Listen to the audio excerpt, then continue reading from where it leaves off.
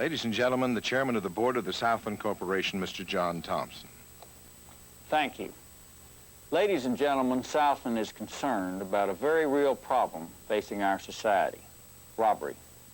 We're also concerned about you because you are so important to Southland. We care about your safety and your well-being as employees of our company. That's why we've prepared the film you will be seeing in just a moment. Please watch carefully and learn as much as you can, because the better prepared you are for any situation, the safer you'll be.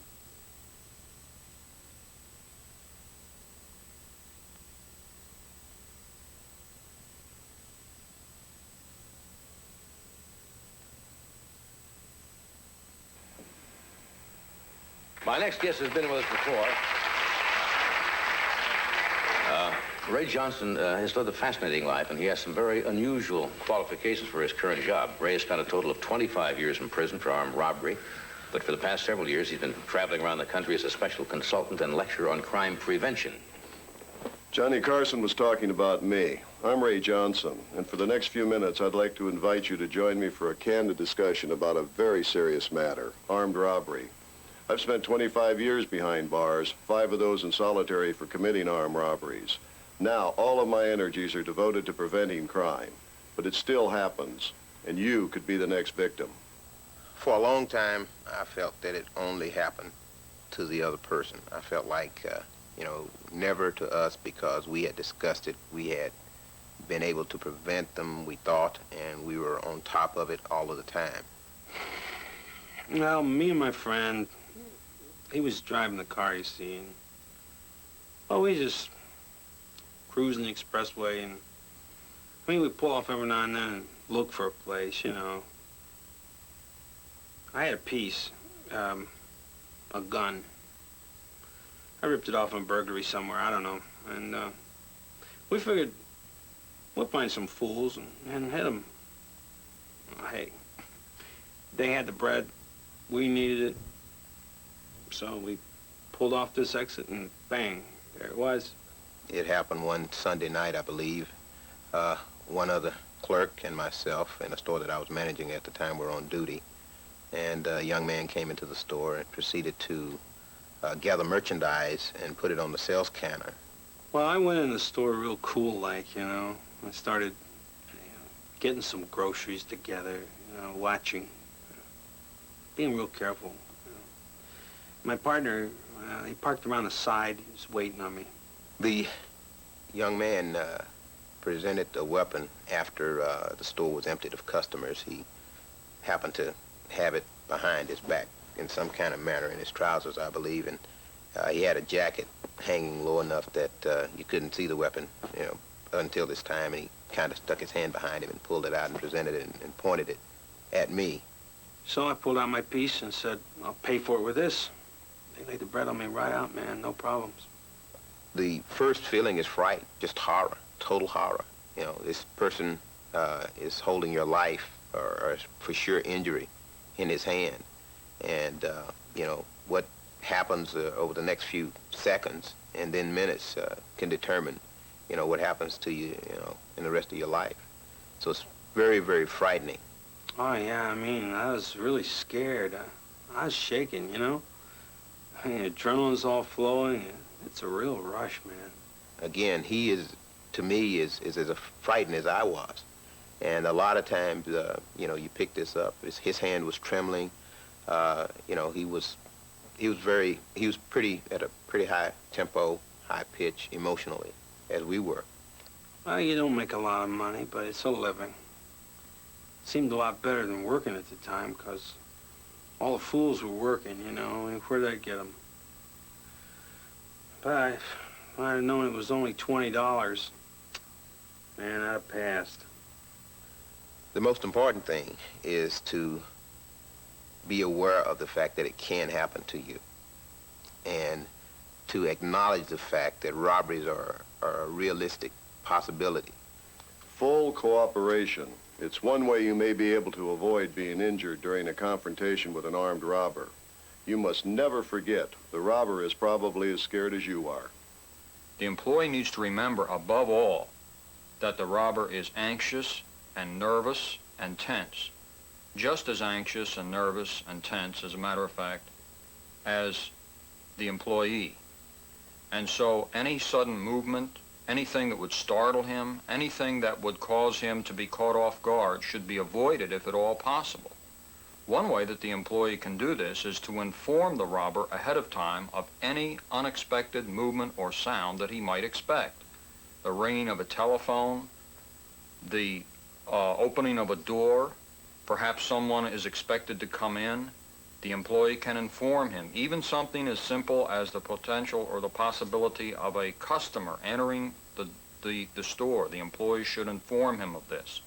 He should let the robber know, certainly let him know, if there's anyone in the back room, if there's anyone else on the premises. He should inform him of every possible contingency and every possible thing that the robber might face which would startle him or catch him off guard or would cause him to do something impulsive.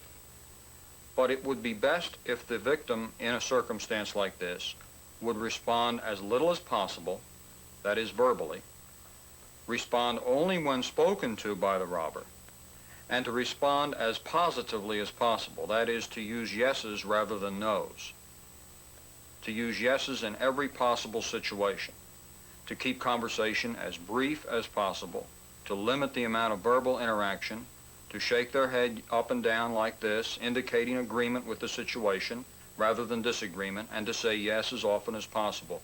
These are positive responses which again help to stabilize the situation because they make the robber believe that he has everything under his control. Once a robbery is over, there are certain recommended steps you should take. These measures will assist police officials with their investigation and will, hopefully, lead to the arrest and conviction of the criminals. We would encourage people who have been involved in a robbery situation to use extreme care in reporting it to police. When the robber is gone, and only when it's safe to do so, then call the police and notify their supervisor. Now, we ask that when they call police that please do not hang up the phone until they're actually told to do so. I would also write down on a description form of what actually occurred during the robbery. Write down what the robber said and describe the robber as best you can. Now, let's recap for just a moment those steps you should take if you find yourself in an armed robbery situation. First, cooperate with the robber as fully as possible. Obey all of his commands. Secondly, try to make the robbery happen as smoothly and as quickly as possible. Don't argue with him, don't fight with him, and don't try to use any weapons or attempt to chase the robber. Tell the robber about any surprises. Then when the robber has left the store and it is safe to do so, call the police and your supervisor. Write down a description of the robber and do not conduct any business until the police have arrived. And remember, the money is not the important thing. You are. The best way to avoid injury during robbery is to prevent the armed robbery. Southland has created an armed robbery prevention program that has been effective in reducing armed robberies. Southland's robbery prevention program actually began a number of years ago. We recognized we did in fact have a problem with armed robbery, so research was conducted. I was part of that original study. That research led to the establishment of our current program, which emphasizes such things as visibility, cash handling, lighting, escape routes. All of these things are part of the program which was developed during those years. Let's look at some of the steps you can take as recommended in the robbery prevention program. Give your store a fishbowl look so that you can see outside clearly and police or passers-by can see inside. Be alert and act like a professional. A half-asleep clerk in a sloppy store tells a potential robber that you are probably careless with the way you handle your money and make your cash drops. When you don't look alert and professional, it's an open invitation for trouble. Thank you. If you don't have any customers in the store, move away from the sales counter by sweeping or dusting or stocking the store. A potential robber knows that it would take time to get you back to the sales counter, and time is one thing a robber doesn't have. Give a friendly greeting to everyone who enters the store. Customers like this kind of helpful attention. Robbers don't. This kind, friendly, human contact may reduce your chances of being robbed. Look them directly in the eyes and ask them if you can help them. It decreases the element of surprise which all robbers want, and it increases their chances of being identified later on. Another thing that may change a would-be robber's mind. Again, keeping alert at all times may be one of your best precautions against robbery. Notice what is going on outside the store. Be aware of cars parked across the street or off to one side of the lot. Look for anyone who may be watching the store. If you become suspicious, do not hesitate to call the police and ask for a patrol check. Hello, this is Mac Johnson, 7-Eleven store at Blackburn and McKinney.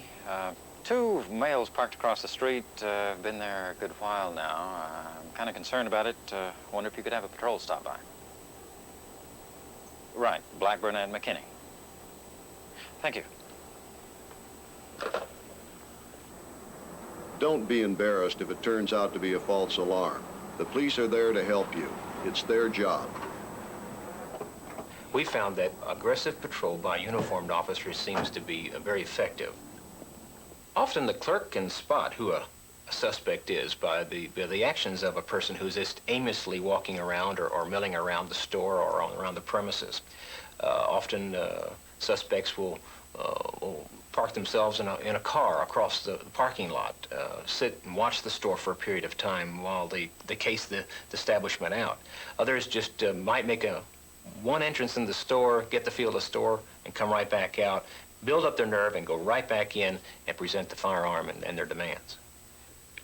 Initial research has shown that larger amounts of money and a higher potential for armed robbery go together.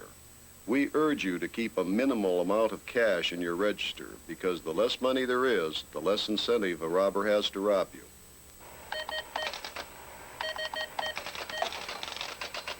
Ask your customers for exact change or the smallest bill possible. Again, reduced amounts of available cash and reduced incentive for robbery go hand in hand. Get your bag for that. If you would mind for that, please. Word gets around fast. So if you drop all your $10 and $20 bills the moment you get them and let your customers know why you are doing it, you'll be helping to spread the word that robbing your store is just not worth it. Hey, what are you doing there anyway? Well, it's a drop safe. We keep all of our large bills, 10s and 20s, in there. Cuts down on the amount of cash in the register, helps prevent robberies. Good idea. See you later. Yeah. You should be sure to use the Tidal cash controller to provide ready access of change or small bills. It is in itself a deterrent to the armed robber. Here is another precaution you can take. You should operate only one register late at night through early morning. Open up the empty unused register drawer and tip it up so that people can see it is empty. It's simply another deterrent to armed robbery. It's impossible to cover every situation that could arise, so a great deal depends on your judgment. But we request that you view this film several times and that you take time to familiarize yourself with the robbery prevention material available to you. It will be time well spent. Because the more informed you are, the better prepared you are to help prevent crime, and the safer you will be if a robbery should occur. Also, if you have any questions about anything we have covered here today, please feel free to ask your security manager. He'll be more than happy to help you with any information you need. Our entire program is designed to reduce the possibility of robbery, to simply make it more difficult to rob a 7-Eleven store, and at the same time through reduced cash and an increased alertness on your part to make the store less attractive to a potential robber. We've said it before, but we feel that it is important to repeat. You are the most valuable asset Southland Corporation has. The main concern we have for each of you is your safety and your welfare. By putting into action the steps that you have seen here and informing yourself with our additional crime prevention materials, you may reduce the threat of a robbery and increase the safety of yourself and those around you. They always seem to happen when you least expect them, and that's when, that person that you hear about becomes you.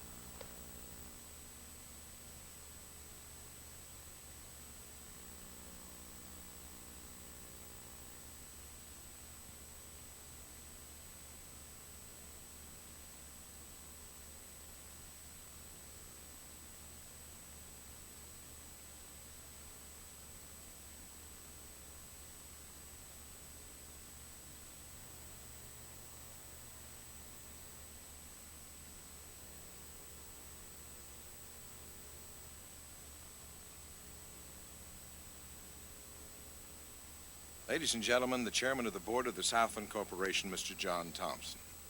Southland has always tried to be a people-oriented company. For this reason, we feel that each of you in this room, the people who make the company run day in and day out, are the single most valuable asset that we have. We care very much about your safety and your well-being as employees of our company.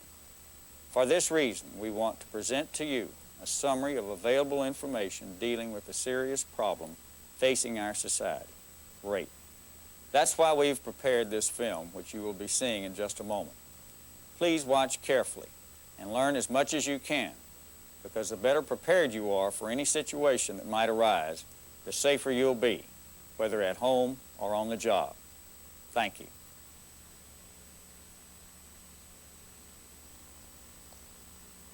The next thing I knew, I felt someone jumping on top of my bed. I was asleep on my back.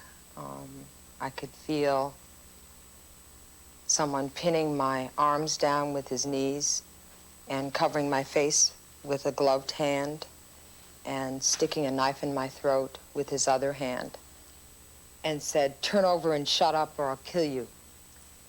This is Carolyn Craven. She's a professional journalist and a single parent. In January of 1978, Carolyn was a victim of rape.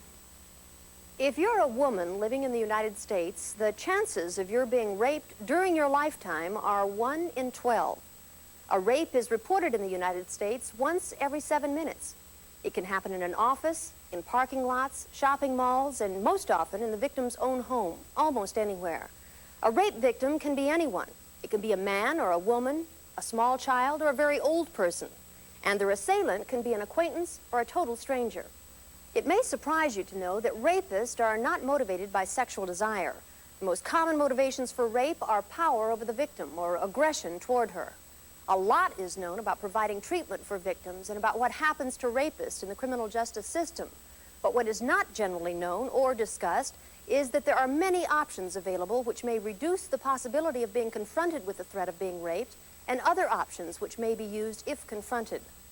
The first and most important thing is this: each of you must convince yourself that you could be the victim of a sexual assault.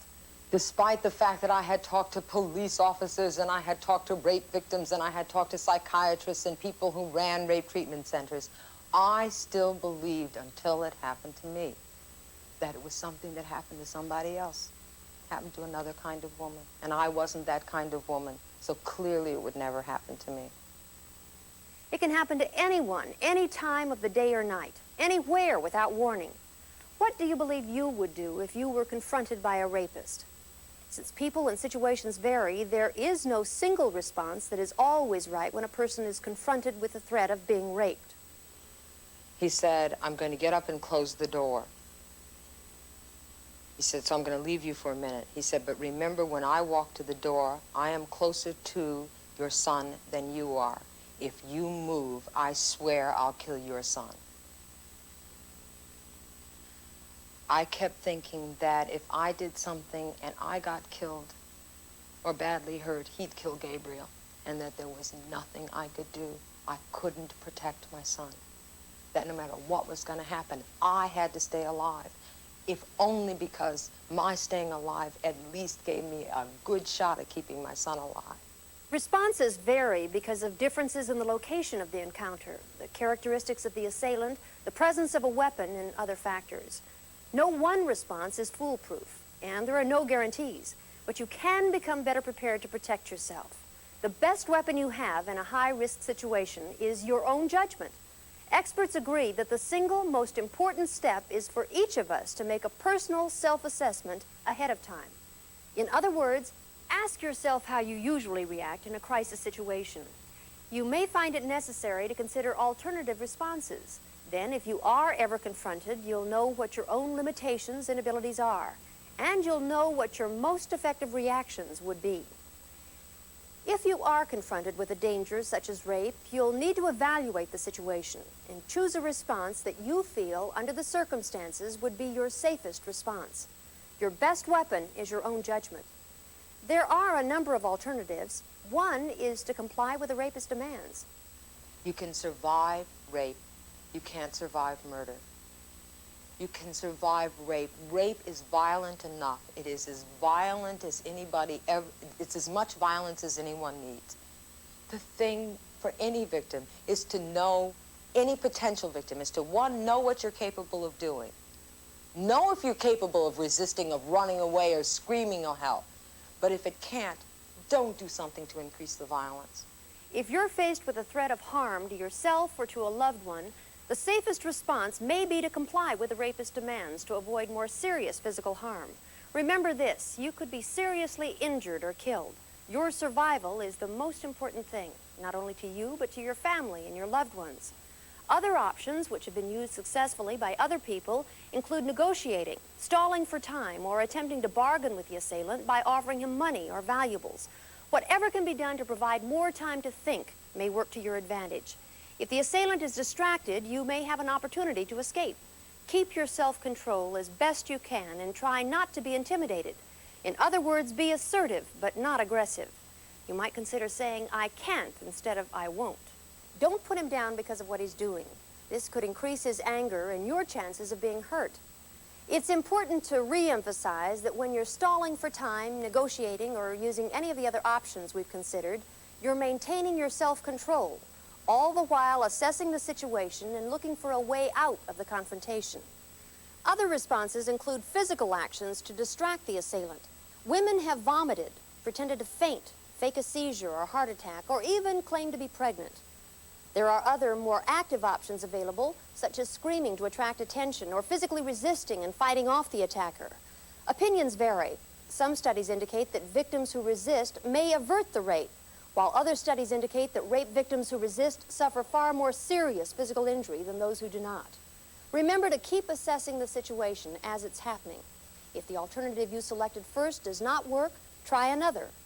Sometimes the assailant will try to get you to leave and go someplace with him. Carefully consider the risks involved and use your own judgment in making a decision. It'll be your decision based on the circumstances whether or not you leave with the assailant. Trust your gut feeling. Your survival is the most important thing. If you are assaulted, observe everything you can about the assailant and remember as much as you can in terms of physical characteristics and other identifying information.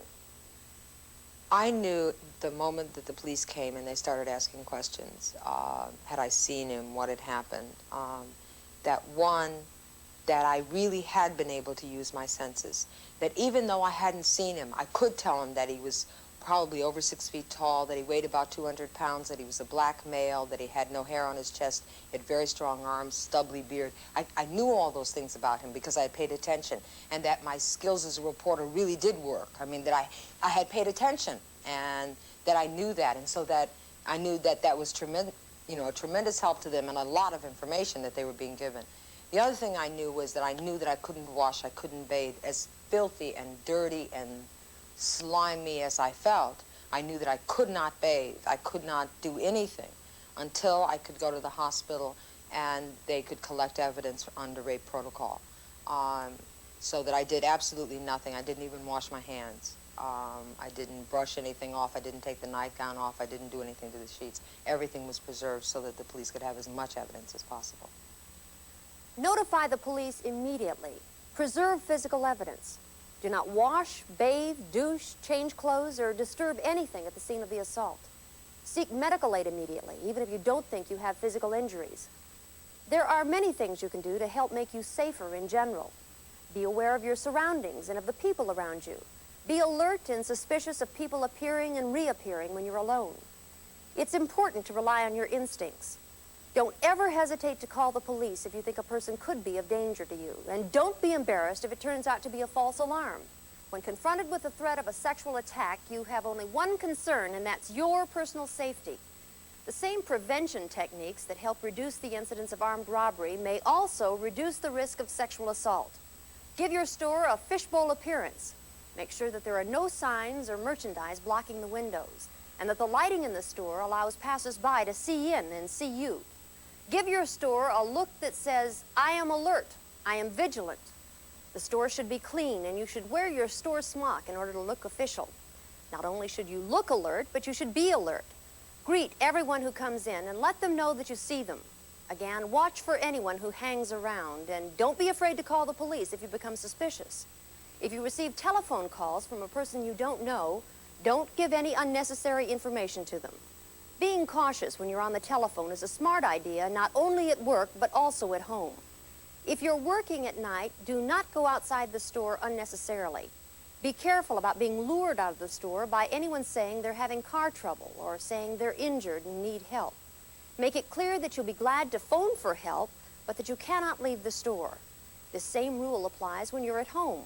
Do not open the door. Tell any stranger at your door that you'll be glad to call for help, but do not let the person into your home under any circumstances.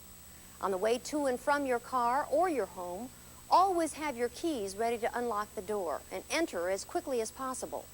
Before getting in, always check the inside of the car and lock your car doors as soon as you get in. If you suspect that somebody is following you, do not drive to your home. Instead, drive immediately to a police or fire station or to some well-lighted place for help. There are other materials relating to your personal safety that are available to you through Southland. The most important thing for your safety is that you be constantly alert and aware of the people around you and of your surroundings. You need to be aware so you don't have to be afraid. It was awful for months, and I thought, I'll never get over the grief. I'll never be able to think about it without crying. I'll never be able to feel strong enough to be alone in a room or a house.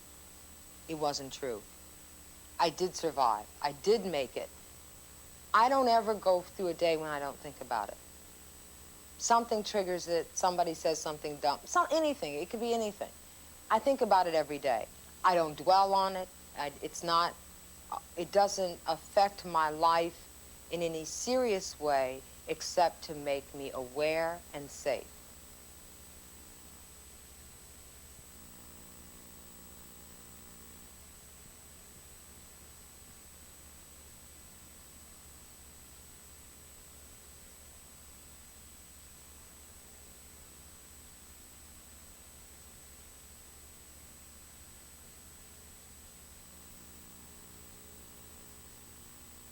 I'm Steve Randall, security manager for a convenience store chain. My background is in law enforcement, and I've been trained to be alert for potential problems. I believe people should be prepared and think through in advance how they'd behave in different kinds of situations. I'm Mark Browning, owner-operator of a convenience store, and I'm concerned with learning how to reduce the potential for acts of violence in my store. I'm Linda Sawyer. I started out as a clerk in a convenience store. Now I'm a supervisor. During all of that time, I've never been exposed to any kind of violence. I'm Jerry Hawkins, assistant manager of a convenience store. I like my job, and I want to keep it. But to tell the truth, I'm also concerned about what could happen if the wrong type of person came in and wanted to start something. Well, that's good, Jerry. You should be concerned. We're all concerned. That's why it's a good idea for groups like ours to get together and talk about the possibilities. That way, we'll be better able to avoid violence when situations come up in the stores that could potentially lead to trouble.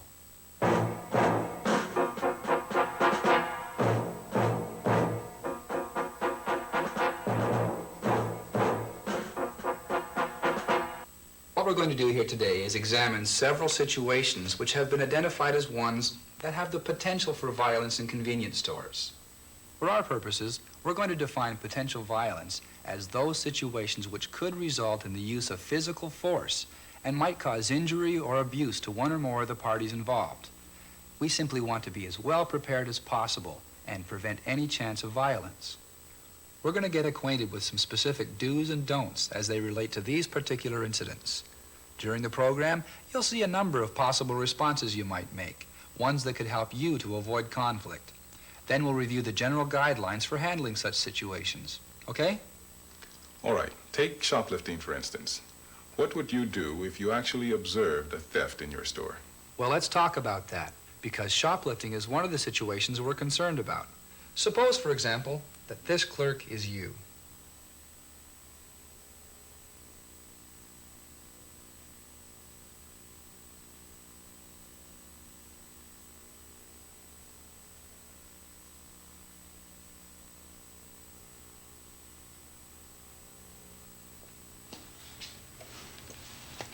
Will there be anything else? No, I don't believe so.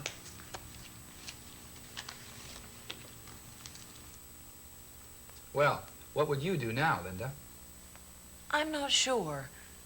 But I'd want to say something to let her know that I saw her take the film. But I'd want to say it in a way that wouldn't sound like I was accusing her of stealing. Well, that's a good point, Linda. Let's watch and see what the clerk actually did. I noticed you're looking at some film. Did you decide to buy it? What do you suppose the customer will do now? Well, I don't know. She might figure she's been caught. Then she'd pull the package out of her purse and pay for the film. Then again, she might just say she decided not to buy it. Then what? Well, let's watch the customer's response. I noticed you're looking at some film. Did you decide to buy it? I don't know what you're talking about. So the clerk's first attempt didn't work. Let's see what he does next. Did you remember to put the film back on the shelf? Are you accusing me of stealing? Ma'am, the reason I have to ask is sometimes customers forget to return items to the shelf that they don't want. If I think this has happened, store policy requires me to call attention to it. The clerk acted wisely. As you mentioned, Linda, he spoke to her in such a way that he didn't accuse the customer. He simply asked the woman a question and gave her the benefit of the doubt by suggesting that perhaps she'd forgotten to put the item back. Actually, he wouldn't have said even that much unless he'd been absolutely certain of what he saw. He knew the lady had the film in her purse, and he knew exactly what the item was. Yes, and he didn't attempt to touch the customer, much less her purse. I liked his tone of voice, too. He didn't sound cocky, and he didn't threaten or intimidate the customer. That's right. And he didn't talk down to the customer. Well, those are all good observations. Certainly the clerk should never try and do anything dramatic, such as make an example of the customer or anything like that. I agree. He handled the situation well. Let's talk about some do's and don'ts for handling shoplifting incidents. Be certain of what you saw. Know the specific item. Have a description of the item. Speak without accusing. Ask questions instead of accusing the customer of stealing. Give the customer the benefit of a doubt. Consider possible ramifications of the incident, either now or later. Record the event. And know when to end the discussion. In the case you watched, the clerk did all those things except record the incident. Of course, he will do that after the customer leaves. Under no circumstances should you touch the customer or her belongings. Don't accuse the customer, sound cocky, talk down to the customer, try to restrain her, or him as the case may be, or try to make an example of the customer. And under no circumstances should you chase or follow the customer out of the store. Our clerk avoided the don'ts. Actually, he gave the customer 3 chances to acknowledge or admit she'd made a mistake. In most cases, that's ample opportunity to resolve the situation without any direct confrontation. Ordinarily, the customer would know she'd been caught, so she might not take a chance on leaving the store with the merchandise. But in this particular case, that didn't happen. The customer never acknowledged the theft, or even that she had mistakenly picked up the merchandise. Which brings us to our final point. What should you do when you followed all the recommended procedures and the customer just continues to deny having stolen something, even though you know she has the merchandise? The answer to that will vary, depending upon your store policy and your local shoplifting ordinances. One cautionary note, however. After you've observed all the do's in a case like this one, and of course avoided all the don'ts, you need to know how to end the discussion without pushing the shoplifter to the point of violence. What we suggest, of course, can apply only to this particular situation. We can't tell you exactly what you should say or do in all instances, but if you follow the general guidelines, keeping in mind all the do's and don'ts, you'll be ahead of the game in both doing your job and avoiding conflict.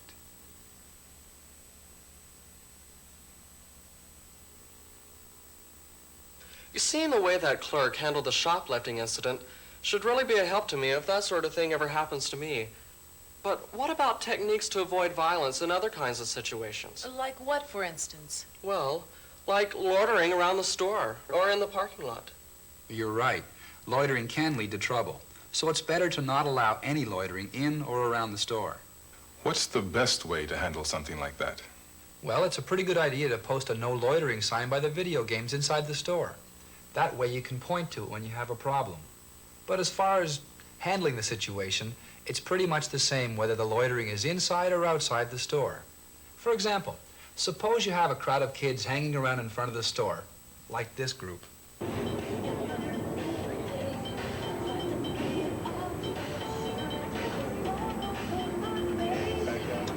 Now that's going on outside your store. What would you do? Tell them to leave, of course. Sure, but what if they refuse? Let's take a look at what the clerk actually did. Notice that she seems to be sizing up the situation in advance, deciding whether it's important enough to take some action. She decides that it could turn into something serious, and certainly it would be annoying to customers. She plans in advance what she's going to say, and she decides whom she will address. The boy with the girl appears to be the leader of the group. The clerk opens the door, but stands in the doorway. She avoids actually going outside unless she has to. She remembers that these youngsters are still potential customers, so she doesn't want to offend them. But at the same time, she shouldn't allow this scene to continue. I'm sorry, but the store doesn't allow loitering. I must ask you to leave the parking lot. Oh, come on. We're not causing any trouble. We're just trying to liven the place up. The radio's loud and it's disturbing the customers. You must leave the premises.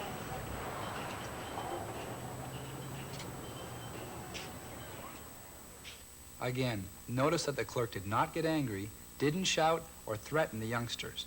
And once she'd made it clear that she expected them to leave, she simply went back inside the store to indicate the matter was closed.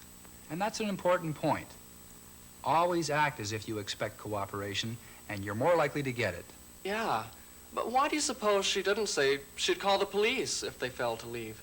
Well, for one thing, that would sound like a threat. Actually, if the youngsters still refuse to leave, she might end up having to call the police. But you want to do that only as a last resort.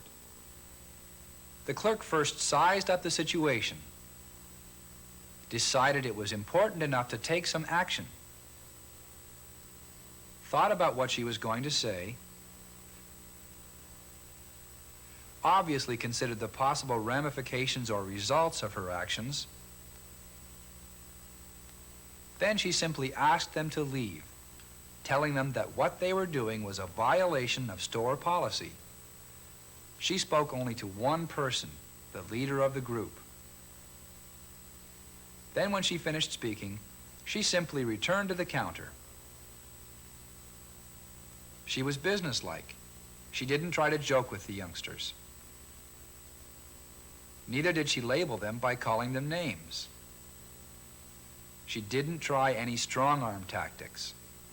She kept her voice low and avoided arguing or threatening anyone. You know, seeing those kids made me think of the problems a clerk might have if a customer were high on drugs or alcohol. Yes, alcohol sales pose potentially dangerous problems. Clerks must refuse prohibited alcohol sales. Otherwise, the clerk is the one breaking the law. I know that can lead to lawsuits and may cost thousands of dollars, the store's liquor license, and maybe even your job. So you need to plan in advance how you're going to turn down prohibited sales in a way that avoids conflict. How should you turn down a sale to a person who's already intoxicated? Well, let's talk about that. How would you handle an intoxicated person who insisted on buying alcohol after you've refused to make the sale? Recall from your come-of-age training the 4 specific steps for turning down prohibited alcohol sales. First, use a firm, formal statement of refusal. Next, state the law which limits your authority. Then remove the item from the counter. And finally, turn slightly away, just enough to indicate the end of the transaction. These 4 steps apply to any situation involving prohibited alcohol sales. If these steps are followed, you'll avoid most potential problems in handling prohibited sales. But you're probably wondering what to do if the person refuses to leave the store after you've followed the 4 steps. Now that can be pretty tough to handle. It won't happen often, but you still need to be prepared for it. As a clerk, you can simply share with the customer the limits of your authority. You just aren't allowed to make the sale. You may want to repeat the law and the store policy again, and then just politely ask them to leave if there's nothing else you can help them with. Above all, don't argue with or offend the customer. If they still persist, you may have to tell them that you'll have to call the police. But again, that is a last resort. Taking the 4 steps then usually handles prohibited alcohol sales? Yeah, but some types just aren't that easy to handle. I mean, even if they're sober, there are some people who are just rude and you can't do anything with them. Oh, you mean a rack. A rack? What's that? Oh, that's my name for a rude, angry, argumentative customer. A rack. That's the type I mean. They're mad when they come into the store. They're just out looking for trouble. You're right, Jerry. They could be intoxicated or on drugs, or maybe they're just mad at the world. Anyway, their behavior is likely to be unpredictable, so you want them to shop and then leave the store as fast as possible. Let's take a look now at a situation like that. Get out of the way, I'm in a hurry. Be right with you, sir. Thank you. Will there be anything else for you, sir? No, I told you I was in a hurry. Every time I come in this place, you take forever. I'm terribly sorry, sir. Can I get you anything else? I said no, just give me my change. Yes, sir. And thank you for coming in, sir. How could he continue to be polite to a character like that? The clerk hadn't done anything wrong. Well, at least he finished waiting on the other customer first. You can't be rude or unfair to the nice customers. That's right, but the clerk was just as polite to the rack. He seemed to know that with a rack, you can't win. You shouldn't even try to. The goal is not to win, but simply to let the customer leave as soon as possible. In dealing with a rack, always keep your self-control. Speak slowly and in a quiet voice, slower and at a lower volume than the rack is using. Sometimes it's good technique to repeat something the rack has said, or to remind him of the limits of your authority. Limit your responses to only solutions to the problem at hand. You may want to ask the rack to come in another time to speak with the manager. At any rate, you should always remember that you must let the rack know you recognize him. Don't try to win or to get the last word. Don't try to prove you are in the right. Never let the situation hurt your feelings, but don't forget the customer relationship, and certainly avoid scaring away other customers.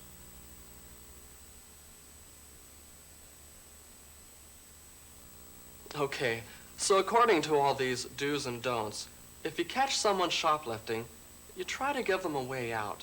Be subtle about it, but let them save face. And if people are loitering around the store, either inside or out, you ask them politely to leave. Be firm. Then just act as if you expect them to cooperate. Well, I guess it's pretty much the same with refusing a prohibited sale of alcohol. You have to turn down the sale, of course, but you take the 4 steps and then you let them know the matter is closed. Yes, because in any of those situations, the customer could turn into a rack, your rude, angry, argumentative customer. But if you treat them politely, stay calm, and even take the blame yourself, you can usually avoid letting the situation get out of hand. Just remember that your convenience store is a business, and in all businesses, as the old saying goes, the customer is always right. I know you can't always make yourself believe that, because there are times when the customer is wrong and you know it. Customers may even make it almost impossible for you to give them the benefit of the doubt, but situations like that are the very ones that could be dangerous. And then your main objective is to avoid conflict. Remember to maintain positive customer relations with the problem person. That not only helps you to avoid violence, but it also helps you to maintain positive relations with other customers who may be observing the situation. Don't try to win. In situations such as the ones you've watched today, winning is losing. Your goal is to have the customer leave as quickly as possible and yet save face enough, perhaps, to shop in the store at another time. You can best control negative situations by maintaining self-control, remaining level-headed, and demonstrating a sense of fairness. Don't accuse the customer. Ask questions rather than stating the facts. Never touch the customer or anything in the customer's hands. Insulting the customer is never an effective way to get across your point. Remember that your authority is limited by store policy and the law. Always try to keep any kind of negative conversations with customers as private as possible. No one can put the exact words into your mouth or tell you exactly what to say or do in every situation. I can assure you that just by following the guidelines we've outlined, you will be capable of handling potential problems in a way that is completely professional and just plain smart.